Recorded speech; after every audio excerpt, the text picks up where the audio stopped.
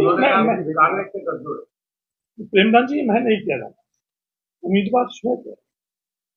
उम्मीदवार ने स्वयं मीडिया के मुद्दे को अपनी कार में बैठा, उम्मीदवार कार में बैठाकर किस तरह के सवाल पूछवाते हैं वो मेरे से ज्यादा मीडिया के मुद्दे आप सकते। उन्होंने खुद ये सवाल किया कि ट्विटर हैंडल के आपके भारतीय जनता पार्टी का सदस्य का उल्लेख नॉमिनेशन भरने के बाद में खुद उम्मीदवार ने ये बात करी कि मैं भारतीय जनता पार्टी का सदस्य हूं, मेरे को पार्टी ने निकाला नहीं है तो मैं निकलू क्यों। जब उम्मीदवार को ये समझ में आया कि देश के अंदर आज भारतीय जनता पार्टी के खिलाफ हवा चल रही है, वातावरण बन रही है, जब इन्होंने ये महसूस किया तो उस ट्विटर हैंडल पर से दुनिया को पहले उन्होंने बताया निकाला नहीं, तो उनसे ये निवेदन करना चाहता हूं कि फिर अगर उन्होंने निकाला नहीं तो इस ट्विटर हैंडल पर से वो आपने ही बोला था, वापस आपने क्यों हटाया। ये कथनी और करनी में इतना अंतर, इतनी जल्दी, तो ये मैं नहीं कह रहा हूं प्रेमदान जी, ये वो खुद उम्मीदवार ही कह रहे हैं। वो ही मेरा कहना है बीजेपी का आरोप है कि जो नतीजे चुनाव था वो कांग्रेस की। मैं बीजेपी का आरोप का जवाब नहीं दे रहा हूं, मैं खुद उम्मीदवार स्वयं कह रहा हूं, मैं उसी की बात को वापस बता रहा हूं। और सब अच्छी तरह से जानते हैं, छात्र जीवन के अंदर वो आरएसएस से जुड़े हुए थे, पॉलिटिकल आइडियोलॉजी के तौर पर वो लगातार उसी आइडियोलॉजी की बात करते आ रहे थे। विश्वविद्यालय में छात्र संघ के अध्यक्ष के नाते जो काम विश्वविद्यालय में करना था वो उन्होंने नहीं किया, पर इस विचारधारा के संदर्भ में जो उन्होंने बात और वो काम किए वो सब विश्वविद्यालय के तत्कालीन छात्र अच्छी तरह से जान रहे। ये मैं नहीं कह रहा हूँ, वो स्वयं ही कह रहे, इन दोनों को अच्छी तरह से पता, उनके संदर्भ में वो खुद क्या कह रहे थे वो भी इनको अच्छी तरह से पता कि नहीं तो आप और नहीं आपकी ए और बी उम्मीदवार है वो या कोई भी राजनीतिक आपके दल का कार्यकर्ता नहीं इस बात को का संज्ञान लिया। आपने यहाँ आकर बात करी किसानों की आमदनी, किसान को मजबूत करने के लिए प्रधानमंत्री किसान की आमदनी दुगनी करने के लिए।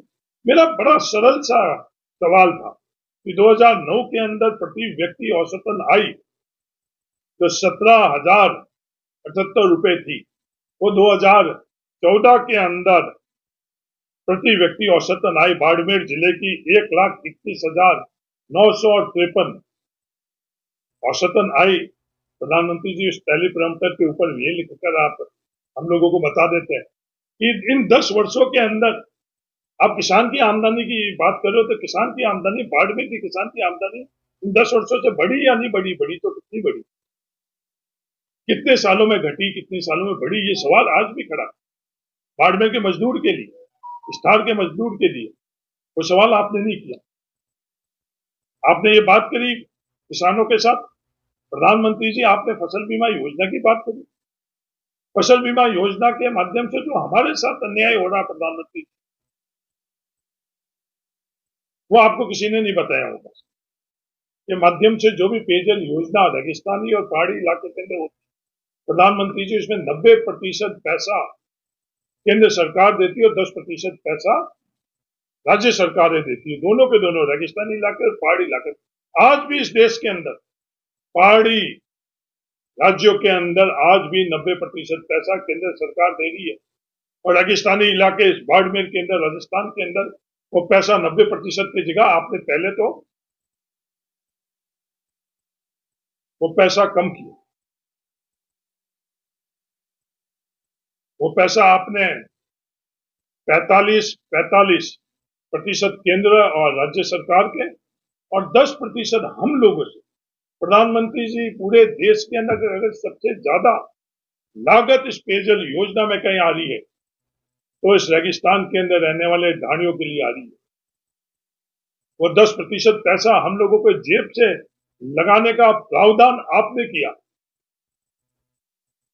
वो अलग बात है, तो संघर्ष किया, वो 10% की जगह 5% हुए, पर 5% भी हम लोगों के लिए कितनी लागत होती है, प्रति व्यक्ति प्रति परिवार से वो पैसा आप लोगों ने लेने का फैसला किया। आपको यहाँ आकर थार में आकर और माफी मांगनी चाहिए था रेगिस्तानी लोगों को। राजस्थान सरकार ने जो 5% पैसा हम लोगों के जेब से लग रहा था, वो पैसा भी पिछले दिनों के अंदर राजस्थान सरकार जब कांग्रेस की थी, वो पैसा 5% भी राजस्थान सरकार ने देने का फैसला किया। ये सबसे बड़ी बोझ हम लोगों के ऊपर। प्रधानमंत्री जी, मैं धन्यवाद देना चाहता हूं, यहां आकर आपने हमारे एक शहीद को याद किया। मैं तहे दिल से आपको धन्यवाद देना चाहता हूं।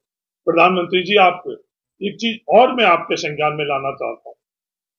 इस धार के हजारों लाखों नौजवान शहादत के लिए तैयार, इस फौज के अंदर शहादत के लिए, सैनिक बनने के लिए, फौज के अफसर बनने के लिए तैयार।